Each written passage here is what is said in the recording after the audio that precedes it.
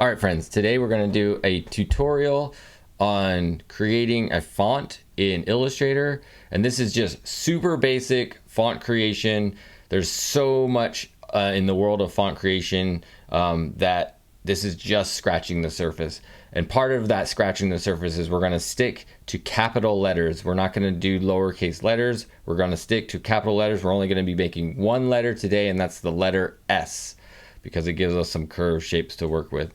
So in order to do this tutorial, we're going to start with creating our own artboard or file, our new file. So we're going to do a new file, click new file, and go, we want to set it up with inches, and we set it up to 4 inches and 6 inches, and then create. So go ahead and create a 4 inch by 6 inch. And now we want to go to the view menu, and we want to go show grid. We're going to be working with the grid here. We also want to go same menu, view menu, snap to grid. We're going to be going show grid and snap to grid. We're going to be working with using a strict grid for this project. All right, the next thing we want to do is we want to go to view again and go to rulers and go show rulers. So we're going to show rulers. I have the rulers set up to 1 inches. Make sure your rulers are set to inches. My rulers are already set to inches because that's what we're working in today. We're working in inches. Now we want to go to our layers panel, wherever it is for you. Find your layers panel. We want to go add a new layer. So we're adding an additional layer, and we're going to select the bottom layer, double click on the word so we can change it. We're going to call it guides. We're going to call the bottom layer guides, and we're going to create 4 guides at 1/2 inch margins around your artboard. So you can grab your guides, and since we're already snapped to grid, there's nothing you need to hold while you do it. Your guides will automatically snap to grid. We're going to all the way around your artboard create guides that are 1/2 inch in from your margins of your artboard. So there we go, 1/2 inch in from the margins of the artboard.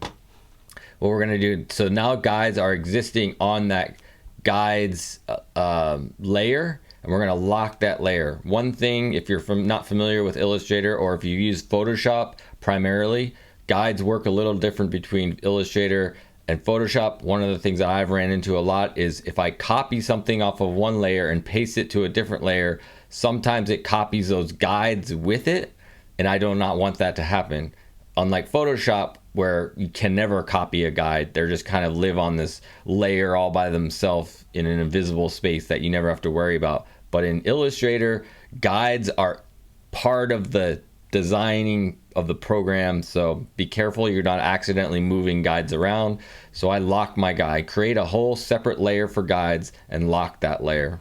All right, now we're gonna work on layer 2. We're gonna make sure we're on layer 2, and we're gonna grab the brush tool and make sure our stroke is, we have a stroke on it, probably just 1 point is good enough.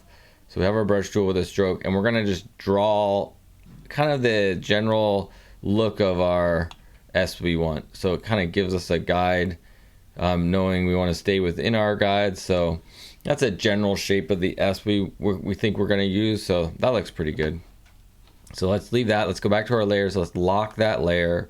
Let's go add an additional layer. So now we have a third layer we're working on. And this is the layer that we're going to actually create our font. And we're going to create our font with the pen tool. So now let's grab the pen tool. Now the pen tool on our third layer, we're going to start this S on this right side at the 2 inch mark by 3.5 inch mark on the guide. So let's start there. And let's draw a straight line up to the 2 inch mark on top to the guide, and then we'll place our mark there and then drag it over to the guide. The guide may be a little bit hard to see, but we're going to drag our handle right to the guide. We're going to keep our handles perpendicular and horizontal this entire time.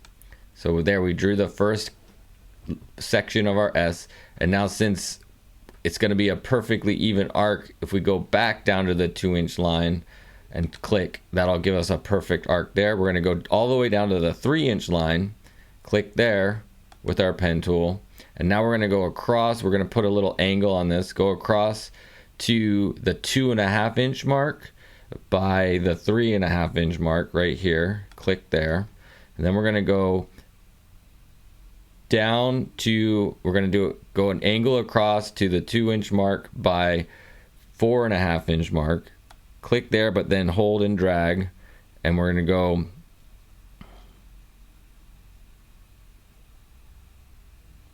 a 1/2 inch. We're going to drag our handles a 1/2 inch, and then we're going to go back up to the 4-inch mark right on the 1/2 inch. 4-inch, we're going to go 1.5 inch by 4 inch.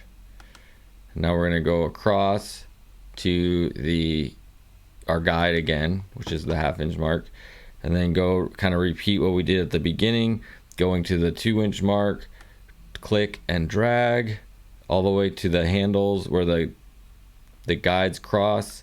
Do that same thing, and then go up to the 4-inch mark here, click, and we're going to go up to the 3-inch mark again and go across to the 2.5 inch mark by the 1.5 inch mark.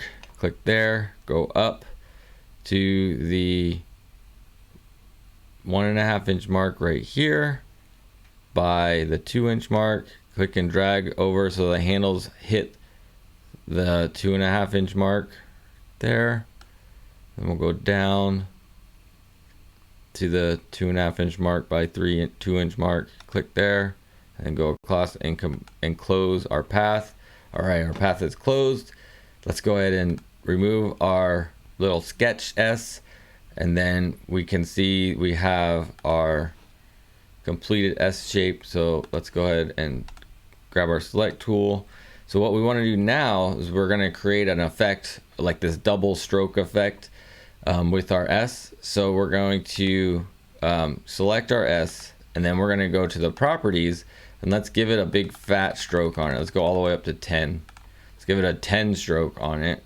Now that we have our stroke at 10, we go up to object, we can go to path, outline stroke, and we're actually going to take out the color of the stroke of that new object, and we're going to go then and add a stroke again, and let's go up to like level 6 or so, 7, 8, whatever you choose. I kind of liked level 7. Let's go to level 7. All right, so now we've created our first letter of our font, that we want to make this double stroked S shape. So in this case, after we're done this, depending on how you want to use it, you can also then expand this to make it an object as well. So now we have this as an object. So beginning, entry level, designing your own fonts. Hope you enjoy, and I hope you learn more about it on your own. Peace.